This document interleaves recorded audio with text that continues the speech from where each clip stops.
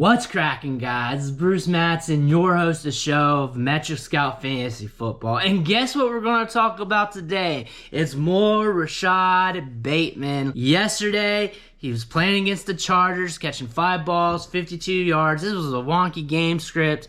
Baltimore was playing from behind, and it came back up. It was a fun game to watch. He had 8 targets. Had a 19.51% target share, and he has 111 air yards for yesterday's game. That's 9th in the league. From a usage standpoint, that is what we want. He is being heavily involved in the offense, and he's getting those deep targets downfield. This only equated to 10.5 fantasy points. Currently, right now, without the Monday night game being played, he's wide receiver 31 on the week. However, he's only 2.7 fantasy points from being the wide receiver 20, and a little bit more from being a little higher than that, which is weird because this is just a weird week for fantasy, real football. It was just a strange week, but we got through it. Rashod Bateman had a decent game from a workload standpoint and had just enough points to keep us interested in him, especially for the casual fan who does not look at usage trends. Before yesterday's game, he had 6 targets in both his first 2 games.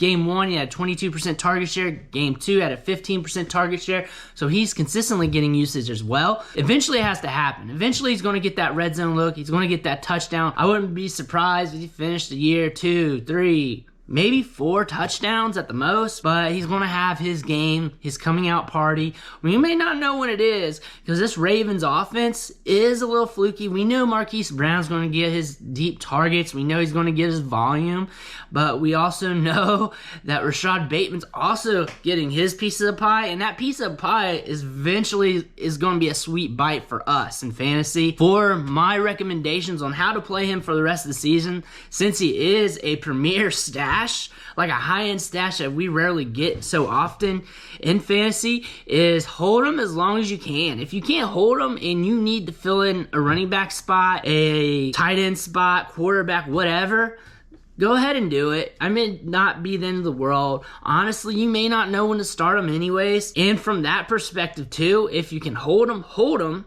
And if you need to have a wide receiver to plug and play with for your flex, for injuries, you got him, and he's producing enough. I mean, he's got you double-digit fantasy points in 2 weeks in a row. He's getting the workload. That's going to eventually equate to something. If a player keeps getting the ball, if a player keeps getting targeted, they're eventually going to convert. It may be just 1 game, maybe 2 games. It may be him just going off for the last 3 or 4 weeks of the season. But if this volume continues, it's going to trend up a lot more than this, especially him being 9th in the league with 11th air yards right now for week 9.